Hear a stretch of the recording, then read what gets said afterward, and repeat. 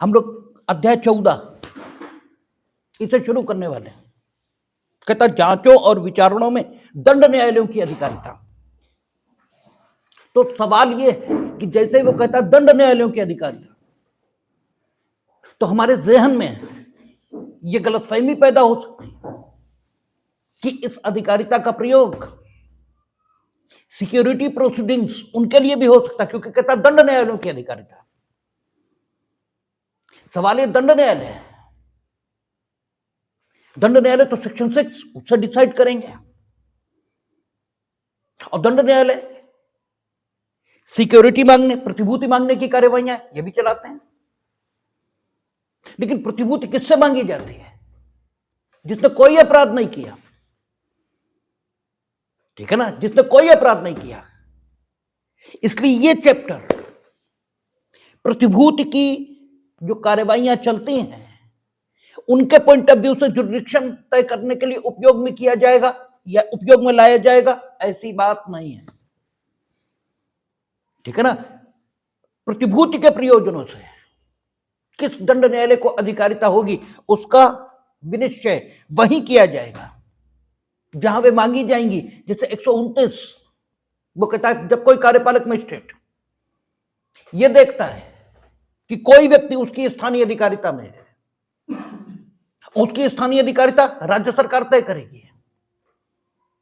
कोई व्यक्ति उसकी स्थानीय अधिकारिता में जो उसकी अपनी अधिकारिता के भीतर कोई ऐसा काम करने वाला है या फिर उसकी अधिकारिता के बाहर किसी स्थान पर कोई ऐसा काम करने वाला है जिससे लोक शांति के विक्षुब्ध होने की आशंका है, और यह सूचना उसे पुलिस के माध्यम से मिली है या किसी अन्य ढंग से मिली है, तो वो एक शोकाज नोटिस जारी कर सकता है और आगे उसकी प्रक्रिया शुरू हो जाती है।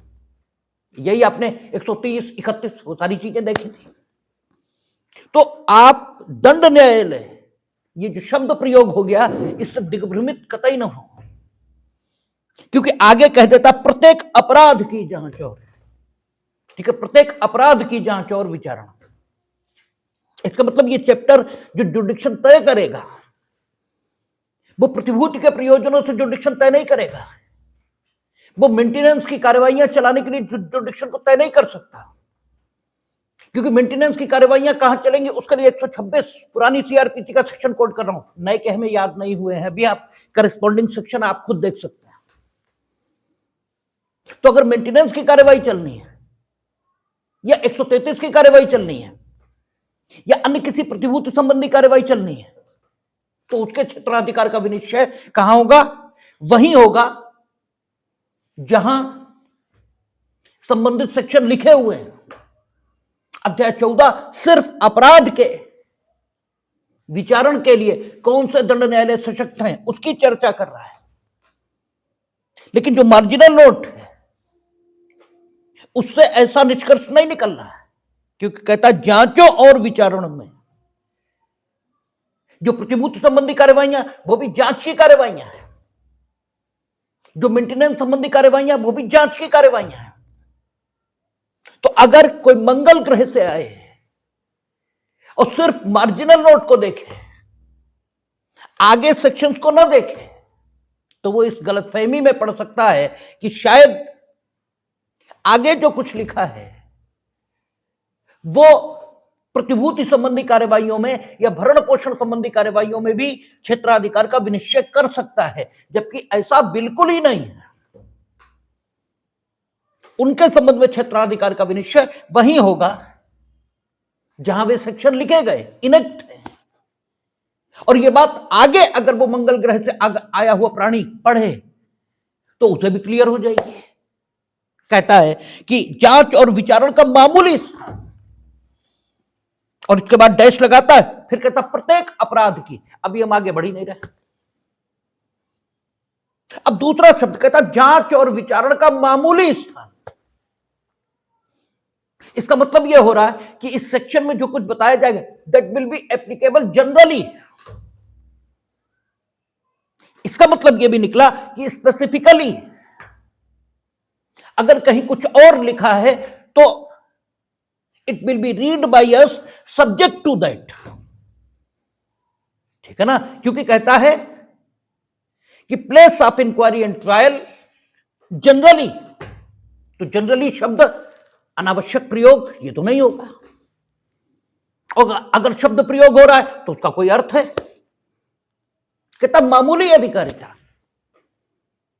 सामान्य क्रम में कह सकता था कि जांच और विचारण का स्थान, नहीं कहा। इसीलिए हम कहते हैं कि कानून जितना शुद्ध लिखा जाता है,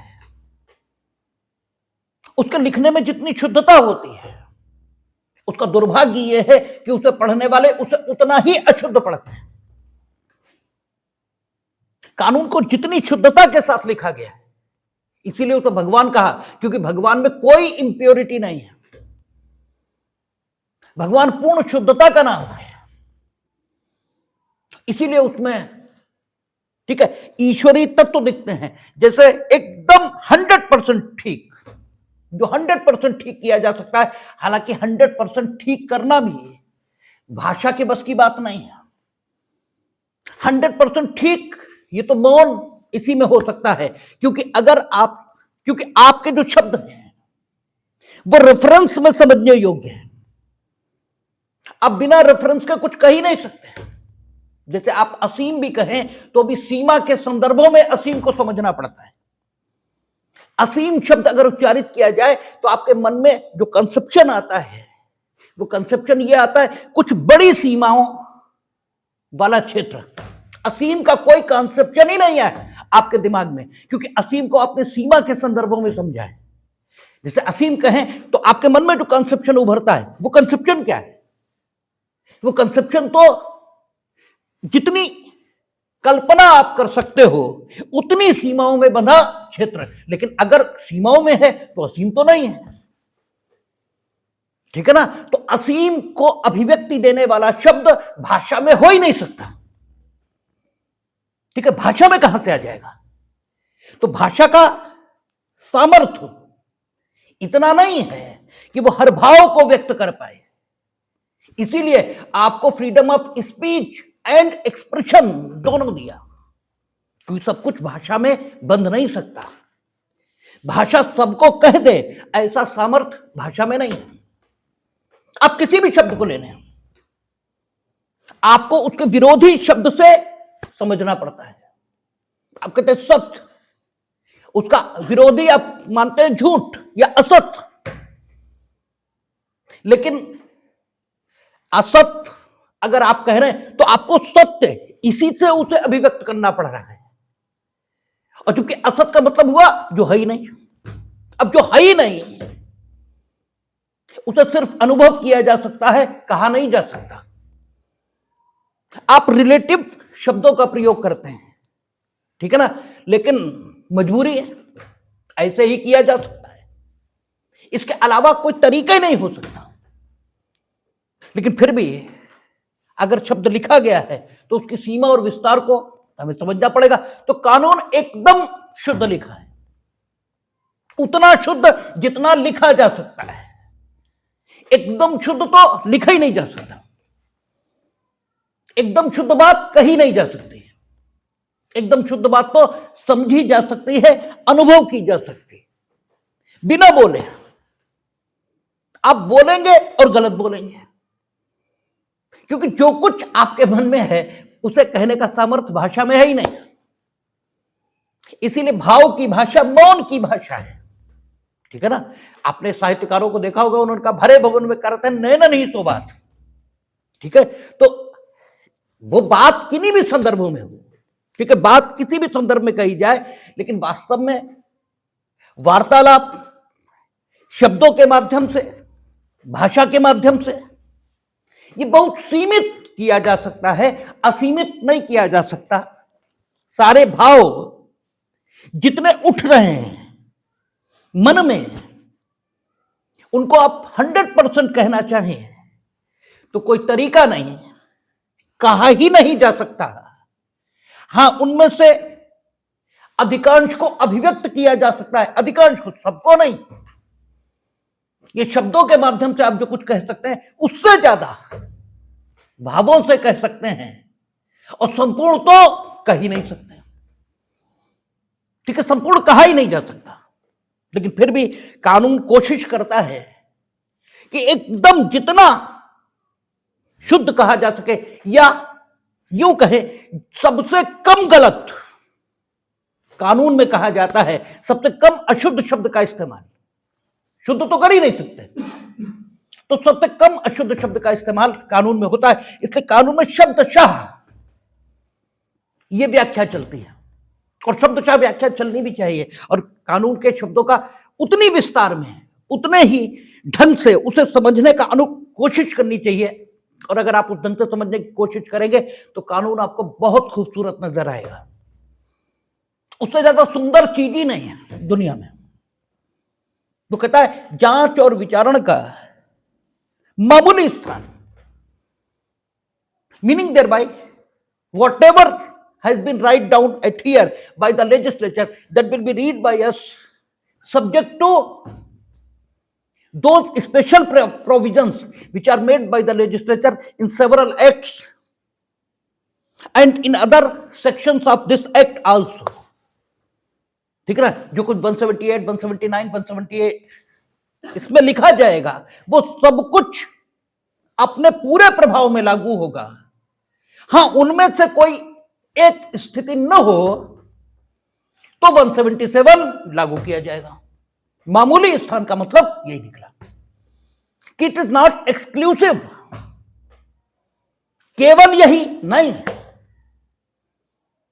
जितना है क्षेत्राधिकार के संबंध में इस अध्याय में या किसी अन्य विशेष या स्थानीय विधि में, उस सबके साथ इसको पढ़ा जाएगा।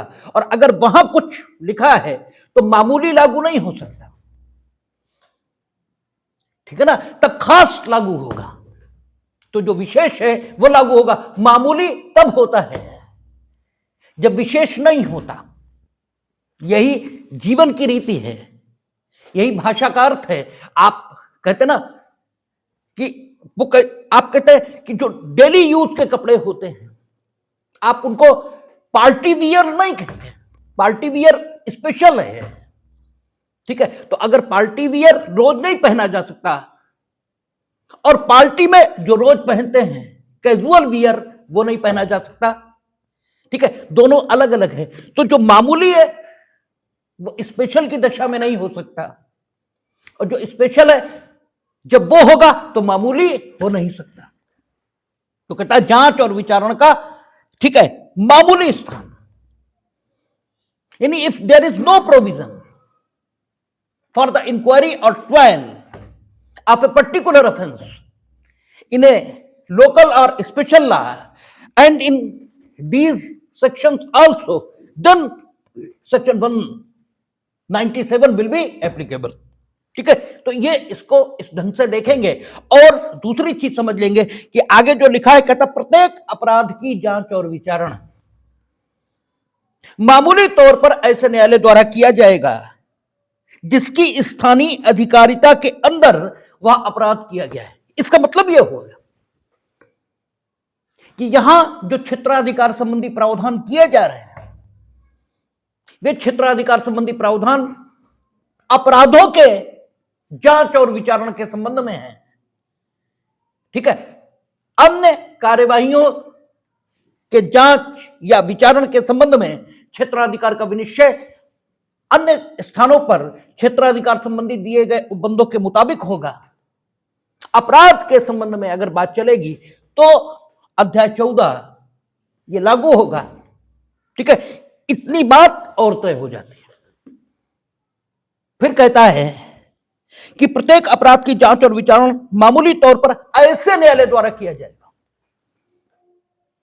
जिसकी स्थानीय अधिकारिता में वह अपराध किया गया है।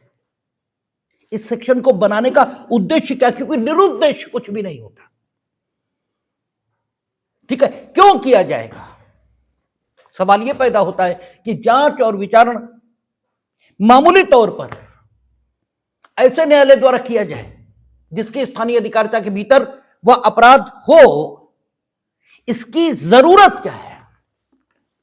ठीक है ना। तो जब जरूरत हम निर्धारित करते हैं किसी भी चीज की तो कई बातों के आधार पर निर्धारित करते हैं। समाज पर पड़ने वाला प्रभाव, उस काम के होने से, उस काम के होने की उपादेयता, एक्सपीडियंसी यानी समीचीनता, कितना उपयोगी है इस समय किया जाना उसका, उस काम को किए जाने में सुविधा किस तरह और किस स्थान पर करने में होगी, इस सबका ध्यान में रखकर, इस सबको ध्यान में रखकर ही, ठीक है, काम के स्थान का या काम के होने के पीछे जो भाव है उसको तय किया जाता है।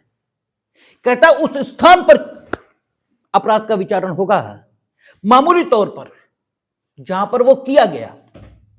इसका एक कारण तो यह है कि जब अपराध होता है तो कोई होता है जो राज्य की व्यवस्था को तोड़ता है, ठीक है ना। अपराध क्या है? राज्य की व्यवस्था का उल्लंघन, यही तो अपराध है। इसका मतलब किसी ने अपने को सुपर साबित किया है, किसी ने राज्य की व्यवस्था को चुनौती दी है। और राज्य की व्यवस्था बना रहना ये लोकहित में जरूरी है। और अगर उस स्थान पर रहने वाले लोगों को सूचना मिली है कि राज्य की व्यवस्था भंग की गई और भंग करने वाले को दंड मिला, तो उनके मनों पर वो प्रभाव नहीं हो सकता जो प्रभाव स्वयं वो अपनी आंखों से उस राज्य की व्यवस्था को तोड़ने वाले को दंडित होते देखकर अनुभव करेंगे। ये प्रभाव नहीं हो सकता। बताते ये हैं कि हिरोशिमा नागासाकी पर जिसने बम गिराया उसे मालूम नहीं था, क्योंकि वो कौन होगा? Simple pilot. आज परमाणु बम गिर चुका है हिरोशिमा नागासाकी पर, तो उसके जो रिजल्ट्स हैं वो हमारे सामने हैं और उनके बारे में बच्चा भी जानता है। लेकिन जब पहली बार गिराया गया तो उसके डेंजरस रिजल्ट्स किसी की जानकारी में नहीं थे, उन वैज्ञानिकों के भी नहीं। जिन्होंने परमाणु बम का आविष्कार किया था वो भी नहीं जानते थे कि इतना डिस्ट्रक्शन हो सकता है। वो भी प्रयोग होने के बाद ही जाने कि इतना डिस्ट्रक्शन हो सकता था। तो वो एक सिंपल सैनिक, मिलिट्री का, जिसे हवाई जहाज उड़ाकर ले जाना था और वहां ड्रॉप कर देना था बम, ठीक है, वो तो कितना ही बुद्धिमान होगा। आप खुद ही सोचो, ये भी तो भर्ती मेला लगता है, हाई स्कूल, इंटर पास, यही तो भर्ती होते हैं, ठीक है ना। अधिकतम सीडीएस, अधिकतम एनडीए। तो एनडीए कब होता है? High school. सीडीएस कब होता है? ग्रेजुएशन होगा। तो कितनी जानकारी आपकी होती है? तो उसे क्या मालूम रहा होगा? उसने जब परमाणु बम ड्रॉप कर दिया उसे तो इतना ही पता था, बटन दबाना है, बात खत्म। लेकिन जब उसने लाखों लोगों को जलते देखा तो उसके मन पर जो प्रभाव हुआ, वो अगर शायद उसे पहले बता दिया जाता कि ये होगा तो तैयारी नहीं होता। वो कहता नहीं, हम नहीं करेंगे, हम नौकरी छोड़ देंगे।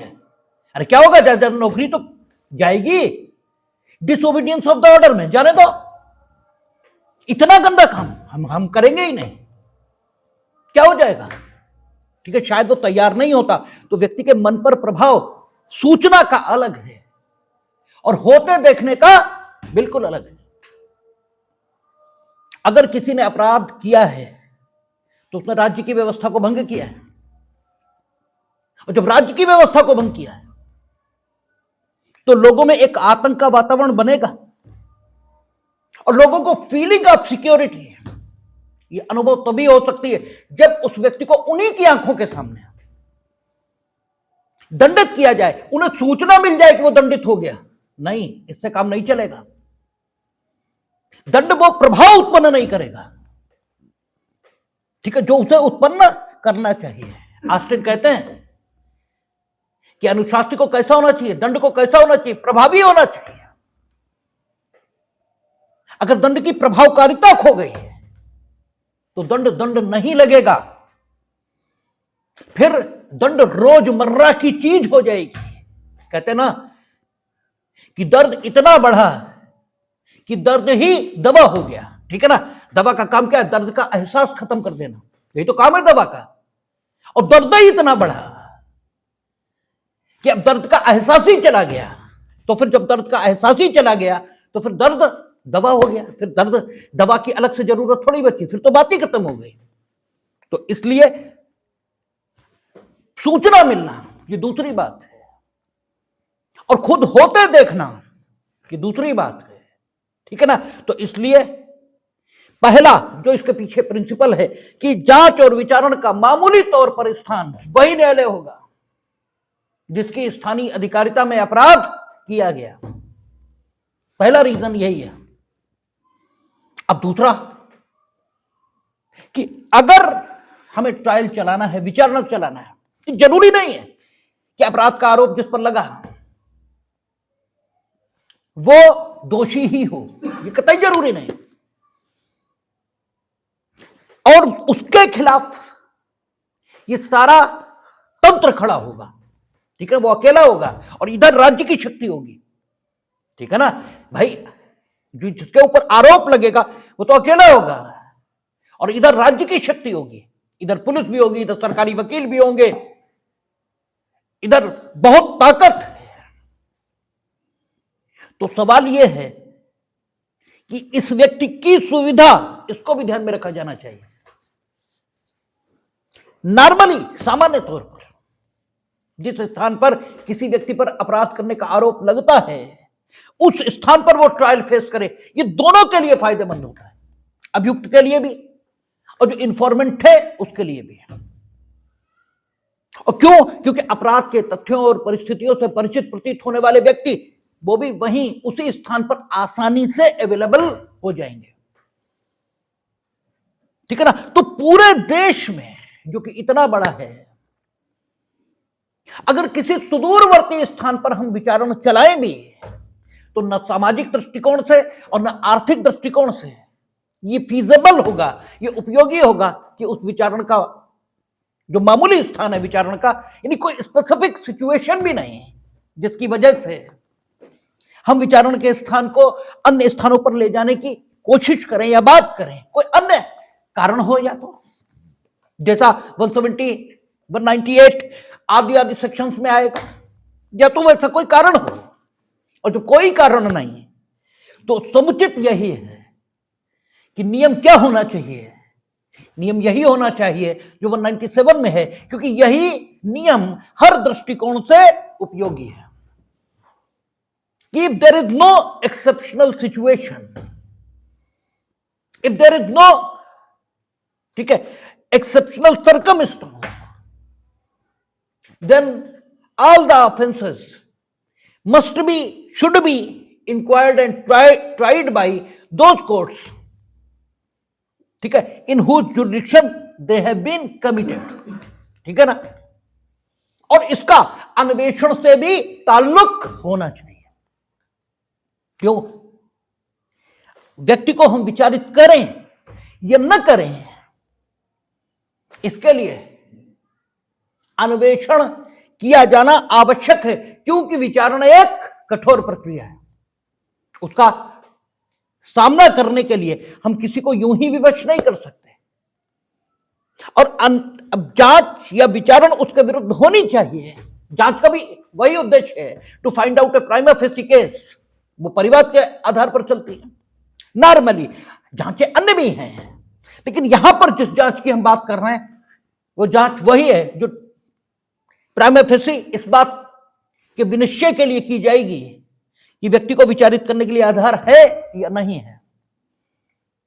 तो वो जांच भी उसी स्थान पर होनी चाहिए जिस स्थान पर विचारण होना है, क्योंकि अपराध के तथ्य और परिस्थिति से परिचित प्रतीत होने वाले व्यक्ति वहीं मिल सकेंगे आसानी से, ठीक है ना। तो इस सेक्शन का अन्वेषण से एक युक्ति संगत संबंध जुड़ता है, ठीक है ना, और जांच से भी इसका एक युक्ति संगत संबंध जुड़ता है। और इसी वजह से जब हम लोगों ने 175(1) को पढ़ा था या 156(1) को पढ़ा था तो एक बात देखी थी कि उन्होंने कहा था कि वो एसएचओ,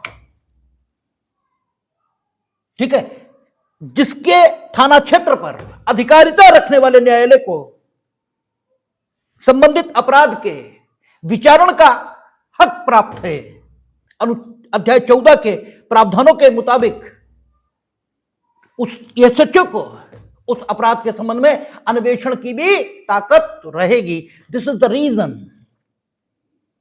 ठीक है ना, दिस इज द, ठीक है, आपका जो युक्ति संगतता है, दिस इज द रेशनैलिटी,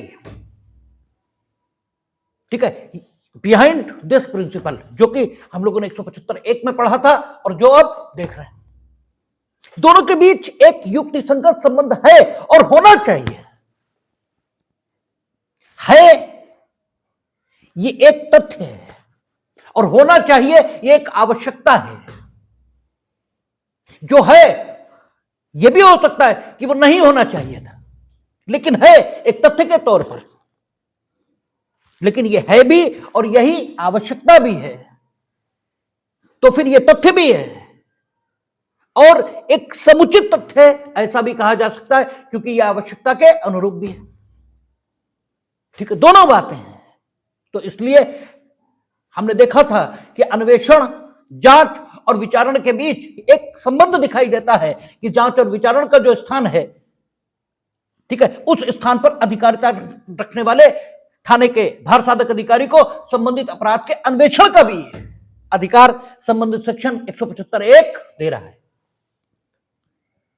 ठीक है ना, यह संबंध होना ही चाहिए, रहे भी। तो जांच और विचारण मामूली तौर पर उन स्थानों पर किए जाएंगे जिस न्यायालय की स्थानीय अधिकारिता के भीतर अपराध किया गया। अब आगे बढ़ते हैं। ये if there are some special circumstances, अगर कुछ विशेषता है तो इस अपराध के विचारण के स्थान से हम इधर उधर हटेंगे भी। इसलिए अन्वेषण, जांच और विचारण के स्थल को तय करने के लिए सारे उपबंधों की सहायता एक साथ ली जाएगी। ठीक है ना, और उसमें से अब यह भी हो सकता है कि कई न्यायालयों को एक ही अपराध के जांच, विचारण और अन्वेषण की अधिकारिता आ जाए। न्यायालय के साथ अन्वेषण शब्द का हमने प्रयोग कर दिया, लेकिन पीछे संदर्भ से आप समझ लेंगे कि अन्वेषण शब्द का प्रयोग हम किसके लिए कर रहे हैं।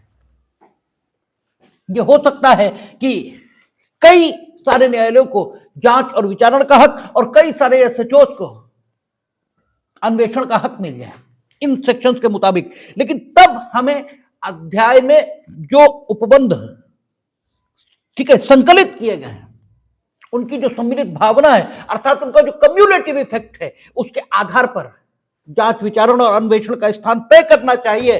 अर्थात जो कम्युलेटिव इफेक्ट क्या है? सुविधा, सुविधा, ठीक है, ठीक प्रकार से विचारण हो सके, सम्यक विचारण हो सके और साथ ही साथ विचारण प्रभावोत्पादक ये भी हो सके, इफेक्टिव हो सके। ठीक है, क्योंकि अगर आपने जंगल में नाचा मोर किसने देखा, आपने कहीं और विचारण चला भी लिया, दंडित भी कर लिया, तो भी जिस स्थान पर अपराध हुआ था वहां जो लोगों के विश्वास को क्षति पहुंची थी वो बहाल नहीं हो पाएगा, क्योंकि सूचनाएं वो प्रभाव उत्पन्न नहीं करती जो तथ्य प्रभाव उत्पन्न करते हैं। ठीक है, देखना तथ्य है और सूचना नो डाउट तथ्य है, लेकिन ठीक है, दर्शन अधिक प्रभाव उत्पादक तथ्य है बनस्पत सुनने के। इसलिए कम्युलेटिव इफेक्ट ये कहता है कि ये ठीक है कि कई सारे न्यायालयों को जांच, विचारण या अन्वेषण का हक मिल रहा है, लेकिन होना वहां चाहिए जहां सुविधा और प्रभाव दोनों अधिक अच्छे ढंग से उत्पन्न किए जा सकें। इसीलिए आप देखते हैं कि ये ठीक है कि कई बार जहां चोरी हुई वहां भी विचारण का हक है, और जहां चोरी की संपत्ति बरामद हुई, ये चोर मिले, वहां भी विचारण का हक है। लेकिन अक्सर विचारण वहां चलता है जहां से चोरी हुई, क्योंकि वहां साक्ष्य के मिलने की संभावना सर्वाधिक है। यद्यपि वहां भी हो सकता है, लेकिन कानून सुविधा के लिए बनता है, प्रक्रिया सुविधा के लिए बनती है। प्रक्रिया अहिम की संतुष्टि या फिर दुविधा पैदा करने के लिए या दूसरों को परेशान करने के लिए नहीं बनती। आपको अधिकार अगर दिया गया तो कल्याण के लिए, लोगों के अपनी प्रतिष्ठा या अपनी गरिमा या अपने प्राधिकार के प्रदर्शन के लिए नहीं। ठीक है, यही जो बड़े बड़े पदों पर बैठे लोग हैं उन्हें समझ में नहीं आया है, इसीलिए हम उन्हें, ठीक है, बड़ा पदधारक तो मानने को तैयार हैं, आदमी मानने को तैयार नहीं है। ठीक है ना, वो आदमी नहीं है क्योंकि उन्हें मालूम ही नहीं कि उनके ऊपर जो पद है, उनके पास बड़ा वो पद नहीं है, जिम्मेदारी है, वो एक जिम्मेदारी है और उन्हें इस लायक समझा गया है कि ये बड़ी जिम्मेदारी उन्हें दी जाए। और जो जिम्मेदारी उन्हें दी गई वो, ठीक है, अपने प्राधिकार के प्रदर्शन के लिए नहीं बल्कि लोक कल्याण के लिए दी गई, तो वो ये समझे कि लोक कल्याण किसमें सर्वाधिक है और वो काम कर। ठीक है, तो अब हम लोग एक एक सेक्शन का अध्ययन करेंगे, देखेंगे कि अगर स्थिति यह हो रही है कि जहां यह अनिश्चित है कि कई स्थानीय क्षेत्रों में से किसमें अपराध किया गया, यह अनिश्चित है, अथवा जहां अपराध अंशतः एक स्थानीय क्षेत्र में और अंशतः किसी दूसरे, ठीक है, में किया गया है, अथवा जहां अपराध चालू रहने वाला है और उसका किया जाना एक से अधिक स्थानीय क्षेत्रों में चालू रहता है, अथवा जहां वह विभिन्न स्थानीय क्षेत्रों में किए गए कार्यों से मिलकर बनता है, वहां उसकी जांच या विचारण ऐसे स्थानीय क्षेत्रों में से किसी पर अधिकारिता रखने वाले न्यायालय द्वारा की जा सकती है। अब एक स्पेसिफिक कठिनाई से भरी स्थिति आने लगी है, तो जरूरी है कि अभियुक्त जिसके ऊपर आरोप है वो सिर्फ इसलिए कि तय नहीं हो सकता कि अपराध कहां किया गया, क्योंकि वो कहता कि अनिश्चित है कि कई स्थानीय क्षेत्रों में से किसमें अपराध किया गया, पता ही नहीं। आदमी ट्रेन पर बैठा, अब ट्रेन विभिन्न स्थानों से गुजरती रही, किस स्थान पर मारा गया पता ही नहीं। जब एक स्थान पर ट्रेन देखी गई तो लाश मिली, ठीक है, तुम उतरे हु करते हुए और बताया कि हमारा तो बैग काट लिया, उसमें 10 लाख रुपए रखे थे, चोरी हो गए। अब तुम्हें अगर पता ही हो कि किस जगह पर चोरी हुए तो चोरी होना ही असंभव है, क्योंकि फिर तुम पीड़ित थोड़ी हो, तब तो तुम बेवकूफ हो कि तुम्हारे सामने चोरी होती रही और तुम बोले ही नहीं, फिर तुम पीड़ित कहां हो, फिर तुम गधे हो। यद्यपि गधा भी पीड़ित हो सकता है, ये सही है, ठीक है, जैसे वही है कि मूर्ख भी टीचर हो सकते हैं लेकिन टीचर मूर्ख ही होते, ऐसा नहीं है, ठीक है, ये सही है कि अक्सर टीचर मूर्ख होते हैं, लेकिन यह गलत है कि मूर्ख ही टीचर होते हैं, ये गलत। तो गधे भी पीड़ित हो सकते हैं लेकिन पीड़ित गधे ही होते हैं, ऐसा नहीं, ठीक है। तो सवाल यह है, अब पता ही नहीं है चोरी कहां हुई, ठीक है, जब तुमने देखा तब बैग खाली था, जेब कटी पता ही नहीं कहां कटी है, ठीक है, जब देखी तो वो जेब कटी हुई थी। अब सवाल यह है कि अगर हम यही कहें, 177 की पोजीशन को रखें कि साहब अपराध की जांच और विचारण का स्थान वो होगा, मामूली शब्द हटा दें और फिर लाएं बात को कि जांच और विचारण का स्थान वो होगा जहां अपराध किया गया, तो अंधेर नगरी चौपट राजा हो गया, ठीक है। अब तो पता ही नहीं लगेगा कि जांच और विचारण का स्थान कौन सा होगा, और जब जांच और विचारण का स्थान पता ही नहीं लगेगा तो क्या हवा में करोगे, और वो कानून नहीं मानता तुम तो मानोगे, भाई वो चोर है वो नहीं मानता, उसने काट ली तुम्हारी जेब, जबकि नियम यह था कि कोई किसी की जेब नहीं काटेगा, लेकिन नियम तो यह भी है कि जांच और विचारण उस स्थान पर किया जाएगा जहां, ठीक है, अपराध हुआ। अपराध कहां हुआ तुम्हें मालूम नहीं, अब तुम कहो कि हमें मालूम नहीं इसलिए हम यहां करेंगे, तो वाह भाई वाह, फिर तुम में और चोर में फर्क क्या है, वो भी नियम नहीं मानता, तुम भी नहीं मानते, भाई तुम तो कम से कम मानो, तो फिर तो चोर बच जाएगा, फिर तो कुछ हो ही नहीं पाएगा। इसका मतलब यह है कि बुद्धि ये मांग करती है कि केवल 177 या 197 से काम नहीं चलेगा, देयर मस्ट बी 178 और 198, ठीक है ना। तो कहता है जहां यह अनिश्चित है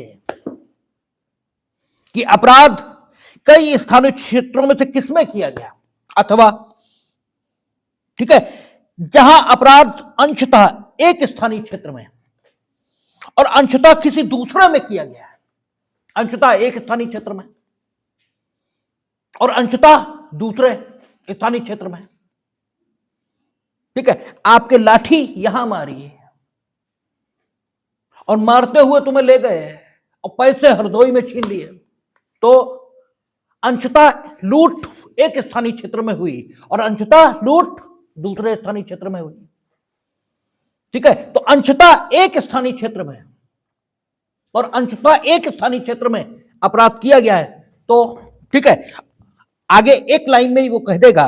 और तीसरा कहता है जहां अपराध चालू रहने वाला है और उसका किया जाना एक से अधिक स्थानीय क्षेत्रों में चालू रहता है।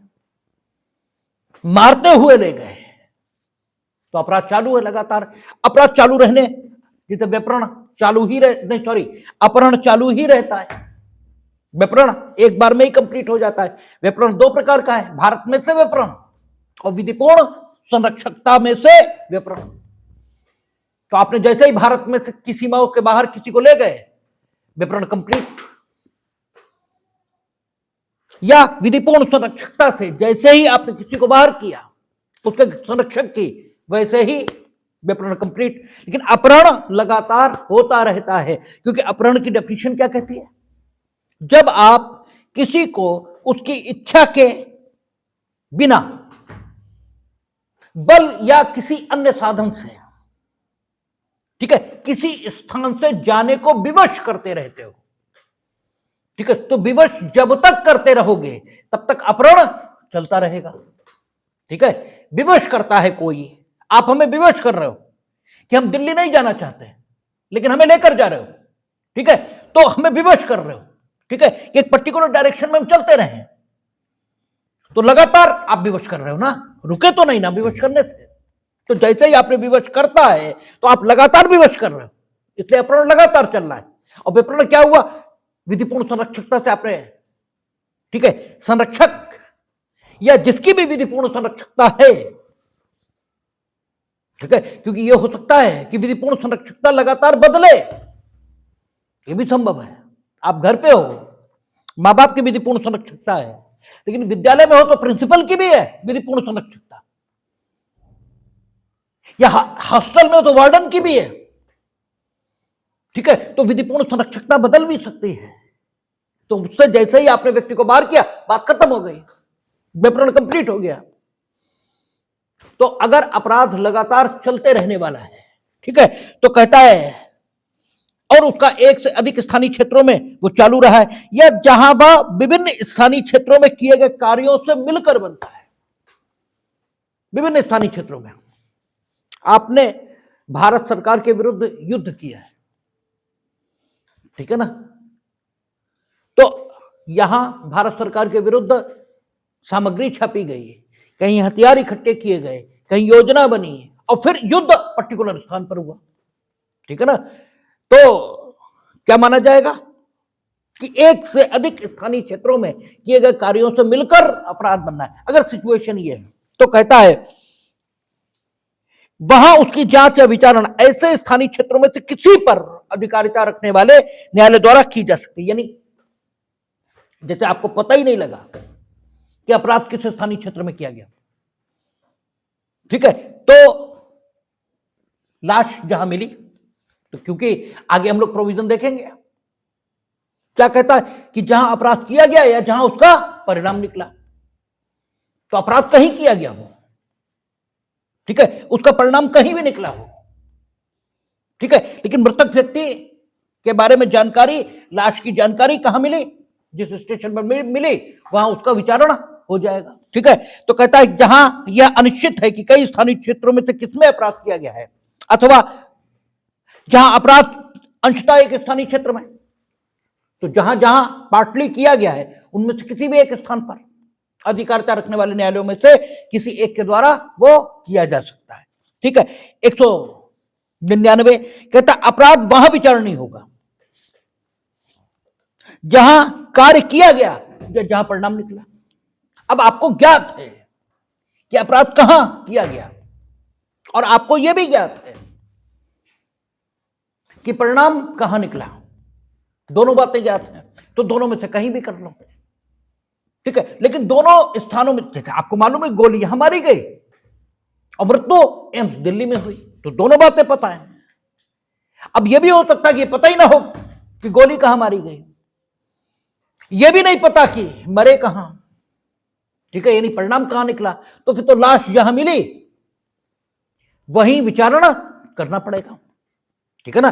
फिर तो वहीं हो गई, क्योंकि न तो यह पता है गोली कहां मारी गई और न यह पता है कि आखिर मरा कहां आदमी है, ठीक है। जहर कहां दिया पता नहीं, ट्रेन में किस स्टेशन पर मौत हुई यह भी नहीं मालूम, बस लाश मिली है, ठीक है। तो फिर वही करना ही होगा, ठीक है, क्योंकि यह निश्चित है, ठीक है, कि कई स्थानीय क्षेत्रों में से किसमें अपराध किया गया, क्या मालूम किसमें किया, ठीक है। दिल्ली से चला था आदमी और ट्रेन, ठीक है, बरेली होते हुए आपका पटना पहुंची है, तो कहां हुआ पता ही नहीं, किस स्थानीय क्षेत्र में हुआ जानकारी नहीं। न तो जहर मतलब मृत्युकारक कार्य कहां किया गया यह पता है और ना मृत्यु कहां हुई यह पता है, दोनों ही बातें नहीं पता। तो कुछ क्या हो, जहां लाश मिली वहां होगा, लेकिन दोनों स्थान ज्ञात भी हो सकते हैं, दोनों स्थान ज्ञात भी हो सकते हैं। तो न 177 न 178, हमने कहा ना कम्युलेटिव इफेक्ट, जहां जो काम आ जाए। इतने सारे सेक्शन बनाने के पीछे उद्देश्य यही है कि सारी सिचुएशंस कवर हो जाएं और सुविधापूर्वक कवर हो, ठीक है, अधिक प्रभावी ढंग से कवर हो, ठीक ढंग से निपटा जाए अपराध से और अपराधियों से, और निर्दोषों से भी ठीक ढंग से व्यवहार किया जाए, क्योंकि जो आरोपित है वो दोषी है ऐसा मानना ठीक नहीं है। यानी अपराध की घटना के साथ समुचित व्यवहार किया जा सके, इसके लिए सेक्शंस बने और so many sections we have been enacted. तो इसलिए यह भी अगर हमें ज्ञात है कि किस स्थान पर अपराध किया गया और किस स्थान पर उसका परिणाम आया, यह अगर हमें जानकारी में है, तो there should be no application of section 178, क्योंकि वो तो तब काम आए जब हमारे पास 198 हो ही ना, यानी हमें जानकारी ही नहीं है, ठीक है ना। अगर हमें जानकारी है तो हम 198 इसका एप्लीकेशन क्यों करेंगे, 199 का एप्लीकेशन नहीं करेंगे। वो कहता है जहां अपराध वहां विचारित होगा, जहां कार्य किया गया या जहां परिणाम निकला, अगर दोनों ज्ञात हैं तो 198 की बात ही क्यों, तो 199 की 198 सबसेक्शन 1, ठीक है, यह 198 सबसेक्शन का, इसकी बात तो तब हो जब हमें पता ना हो। तो कोई जबरदस्ती नहीं है, कोई ऐसा नहीं है कि साहब पीछे तो ये कहा अब ये कह रहे, अरे भाई जो चीज लागू होगी सुविधापूर्वक कर लेंगे। दोनों स्थान पता है किस स्थान पर काम किया गया और किस स्थान पर परिणाम निकला। अब इन दोनों में भी हम चुनाव करेंगे। जिस स्थान पर अपराध किया गया वहां से उसे पकड़ कर ले जाया गया था जिसकी मृत्यु हुई है, और पकड़ कर ले जाते हुए उस स्थान पर ज्यादा लोगों ने देखा है, एक पर्टिकुलर स्थान पर परिणाम निकला, ठीक है ना, वहां उसकी सिर्फ हत्या हुई, वहां सिर्फ लाश पाई गई, तो जहां पकड़ के ले गए वहां विचारणा करना सुविधापूर्ण है। जहां से पकड़ कर ले गए वहां से तो दोस्त ले गए, वो अपनी इच्छा से गया उनके साथ, न्यू ईयर पार्टी मनाने गया, जहां गया, ठीक है, उसे धोखे से ले जाया गया, वहां उसने रेसिस्ट किया, लोगों ने उसे मरने से पहले रेसिस्ट करते हुए देखा तो यहां ज्यादा एविडेंस है, यहां करेंगे।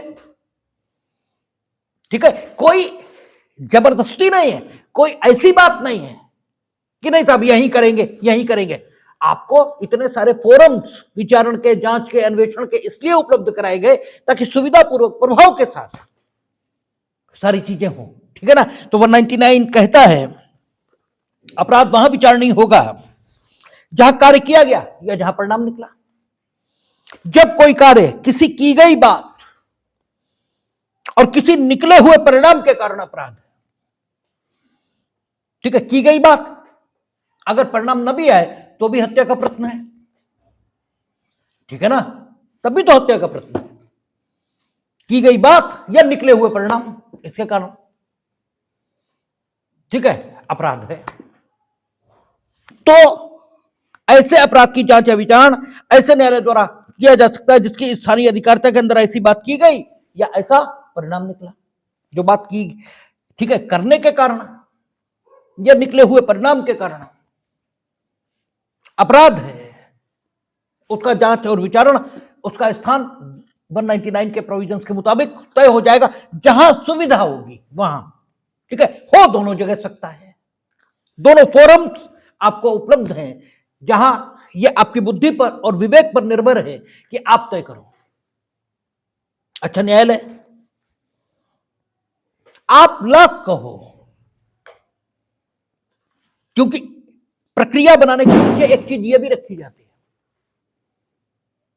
अभियुक्त तो कहेगा यहां हुआ ही नहीं, फलानी जगह हुआ। ठीक है, और पीड़ित कहेगा यहां हुआ। तो ठीक है, ठीक दोनों हो सकते हैं, लेकिन शुरुआत कहीं से करनी पड़ेगी। ठीक है, आखिर व्यवस्था बनाने वालों को कुछ तो सही मानना ही पड़ेगा। तो ये पीड़ित की बात मानी गई है, पीड़ित जहां बताएगा उसके हिसाब से अपराध के होने का स्थान निश्चित किया जाएगा। और पीड़ित अगर नहीं है तो पुलिस अपने अन्वेषण से जहां पर अपराध का होना कहेगी, अपराध का होना वही माना जाएगा। ठीक है, इस संबंध में अभियुक्त को आपत्ति करने का हक नहीं है। हां ये ठीक है, ये ठीक है कि पुलिस ने या पीड़ित ने जो कुछ बताया उसके मुताबिक भी संबंधित न्यायालय को अध्याय 14 के प्रावधानों की लाइट में अगर हम देखें तो जांच या विचारण की अधिकारिता नहीं मिल रही है। पुलिस जो बता रही है या पीड़ित जो बता रहा है उसी के कथनों को मान लेते हैं। फिर भी संबंधित न्यायालय को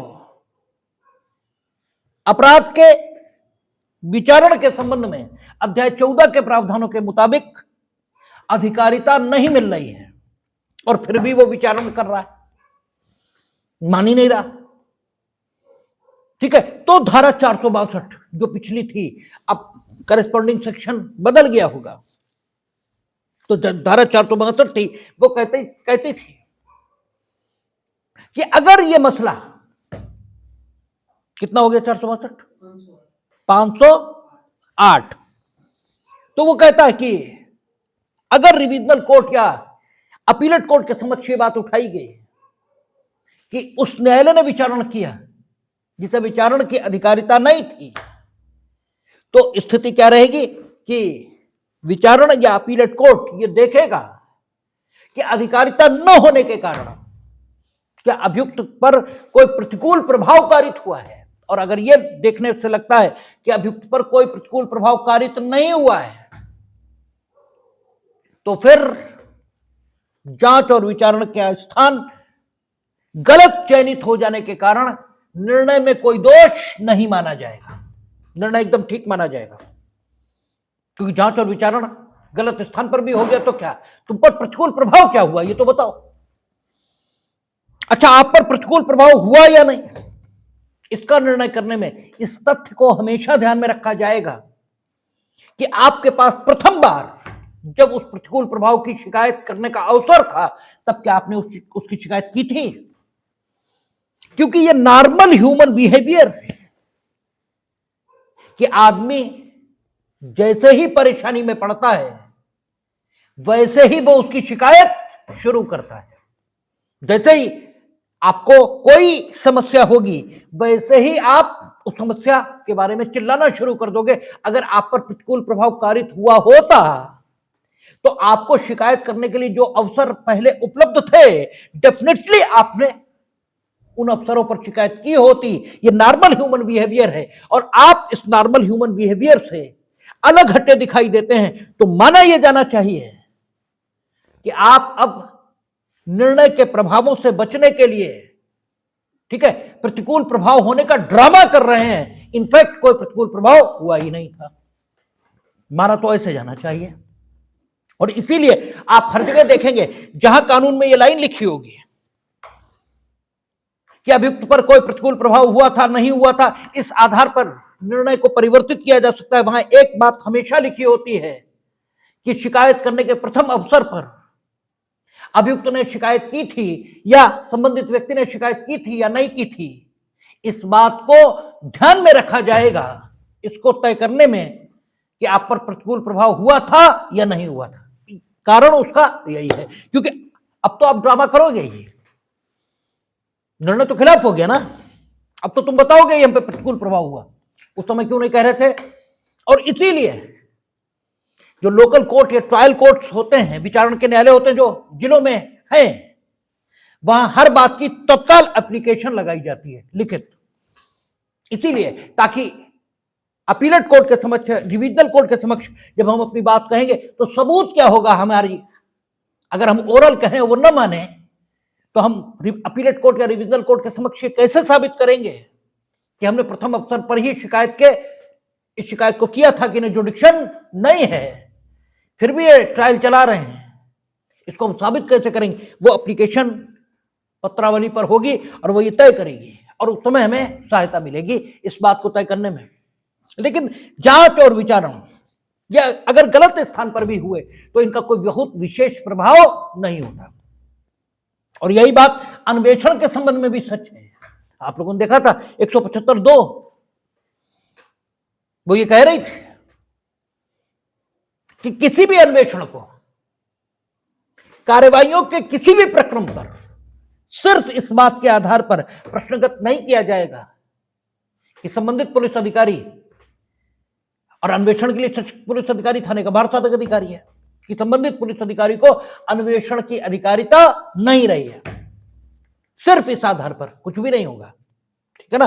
तो यही प्रोविजन उचित भी हैं और ऐसे ही प्रोविजन हैं भी। अब कहता 200, जहां कार्य अन्य अपराध से संबंधित होने के कारण अपराध है वहां विचारण का स्थान। जब कोई कार्य ऐसे अन्य कार्य से संबंधित होने के कारण अपराध है जो स्वयं भी अपराध है या अपराध होता है, यदि कर्ता अपराध करने के लिए समर्थ होता तब प्रथम वर्णित अपराध की जांच या विचारण ऐसे न्यायालय द्वारा किया जा सकता है जिसकी स्थानीय अधिकारिता के अंदर उन दोनों में से कोई भी कार्य किया गया है। कहता जबकि कोई कार्य किसी अन्य ऐसे कार्य से संबंधित होने के कारण, ठीक है, अपराध है जो स्वयं भी अपराध है। जहां कोई कार्य किसी अन्य ऐसे कार्य से संबंधित होने के कारण अपराध है। एक पर्टिकुलर कोई उदाहरण मेरे ध्यान में नहीं आ रहा, लेकिन चोरी का हो सकता है। कहता जबकि कोई कार्य किसी अन्य ऐसे कार्य से संबंधित होने के कारण अपराध है जो स्वयं भी अपराध है। ठीक है, चोरी का सामान है, आप चोरी का सामान वो न हो, वो चोरी का सामान ना हो और फिर आप उसे खरीदो, कोई अपराध नहीं। ठीक है ना। ये सामान खरीदना अपराध इसलिए बना क्योंकि ये चुराई गई संपत्ति है, इसलिए तो इसे खरीदना अपराध है। अगर आप ये जानो ही ना कि हम जो कुछ खरीद रहे हैं वो चोरी का है, तो आप क्या कहलाओगे? बोनाफाइड परचेजर, सद्भावी क्रेता। ठीक है ना। तब आप चुराई गई संपत्ति को खरीदने वाले नहीं हो, क्योंकि चुराई गई संपत्ति को खरीदने वाले आप तब हो जब आप मन में ये जानते हो, आपकी जानकारी संबंधित वस्तु के बारे में यह है कि यह चुराई गई संपत्ति है। जब तक ये जानकारी आपको नहीं है तब तक आपके लिए वो संपत्ति है, उसका होना सिर्फ एक तथ्य है। वो तथ्य चोरी से संबंधित है, ये आपकी जानकारी में ही नहीं है, आपके लिए वो सिर्फ है, उससे अधिक कुछ भी नहीं है। एक सोने का हार रखा है, आपके लिए तो सोने का हार है, चोरी का हार कहां है? जब तक आप ये जानते ना हो कि इसे चुराया गया है तब तक आपके लिए वो हार है चोरी का, ठीक है, या चुराया गया हार नहीं है। तो कहता है जब कोई कार्य किसी अन्य ऐसे कार्य से संबंधित होने के कारण है, अपराध है जो स्वयं भी अपराध है। यह अपराध होता यदि अपराध करने के लिए समर्थ व्यक्ति द्वारा किया गया होता। यह संपत्ति या हार खरीदना अपराध क्यों हुआ है? इसलिए क्योंकि यह चोरी से संबंधित है, और चोरी स्वयं में एक कृत्य है, और वो कृत्य कैसा है? प्रकृति में आपराधिक है, ठीक है ना। तो जहां कोई कहता है जब कोई कार्य, आपका ये काम चुराई गई संपत्ति को खरीदना, ये भी एक काम है। जब कोई कार्य किसी अन्य ऐसे कार्य से संबंधित होने के कारण अपराध है, आपका यह कार्य अपराध क्यों है? क्योंकि यह अन्य ऐसे कार्य से संबंधित है जो स्वयं में अपराध है। चोरी भी एक काम है, और यह काम आपका उसी से संबंधित हो रहा, इसलिए अपराध है। अगर इन दोनों का संबंध विच्छेद हो जाए तो फिर आपका यह हार खरीद लेना कोई अपराध नहीं है, ठीक है ना। तो कहता है जब कोई कार्य किसी अन्य ऐसे कार्य से संबंधित होने के कारण अपराध है जो स्वयं भी अपराध है, या अपराध होता यदि कर्ता अपराध करने के लिए समर्थ होता, तब प्रथम वर्णित अपराध की जांच या विचारण, यानी चुराई गई संपत्ति जो आपने खरीदी है इसका जांच और विचारण, ठीक है। आपने चुराई की संपत्ति खरीदी बुलंदशहर में, और ये चुराई की संपत्ति जिस कार्य से संबंधित होने के कारण अपराध है, अर्थात वो चोरी की गई तमिलनाडु में, ठीक है ना। दोनों स्थानों में पर्याप्त दूरी है, लेकिन प्रथम वर्णित अपराध यानी आपका जो अपराध है वो प्रथम वर्णित है। इसका जांच और विचारण ऐसे न्यायालय द्वारा किया जा सकता है जिसकी स्थानीय अधिकारिता के अंदर उन दोनों में से कोई काम किया गया है। वहां भी हो सकता है और यहां भी हो सकता है, दोनों जगह। लेकिन वही बात कि जांच विचारण अन्वेषण, इसका स्थान चुनने में है, यह नहीं कि हम कर सकते हैं इसलिए करेंगे। हालांकि हम तर्क यही देते हैं, भाई हम तो वकील हैं। हमने आपको बताया था कि हमारी कोर्ट पे सवाल उठ रहा था कि साहब ये चोरी तो दिल्ली में हुई, मोटरसाइकिलें यहां बरामद हुई हैं, तो ये ट्रांसफर करना चाहिए था इनको। कोर्ट कह रहा कि आपने ट्रांसफर क्यों नहीं किया? क्योंकि हम स्टेट के प्रतिनिधि होते हैं। तो हमने कहा कि नहीं करते सर, क्या हमें अधिकार नहीं है? यहां दोनों हो सकता। अब ये हम तर्क दे रहे हैं, लेकिन न्यायालय का तर्क या एक जस्टिफाइड बात इसमें यही है कि हो सकता है, ये सही है, इसमें क्या बात है कि नहीं हो सकता, लेकिन प्रक्रिया काहे के लिए बन रही है? हो सकता है इसलिए कर दिया जाए, करना ठीक हो तो किया जाए।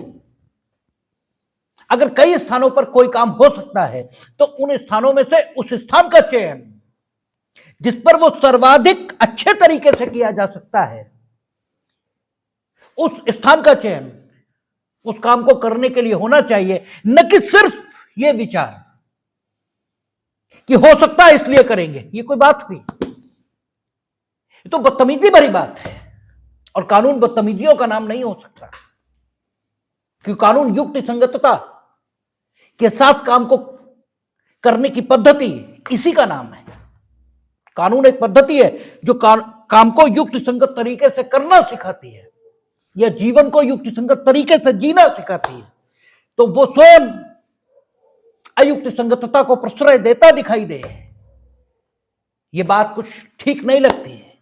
इसलिए इस चैप्टर का पूरा कम्युलेटिव इफेक्ट लेते हैं और ये तय करते हैं कि जांच और विचारण का स्थान या अन्वेषण का स्थान कौन सा हो, क्योंकि अन्वेषण, जांच और विचारण, इनके बीच परस्पर अविच्छिन्न प्रकार का संबंध है, और इन तीनों कामों को अलग अलग करके देखा नहीं जा सकता।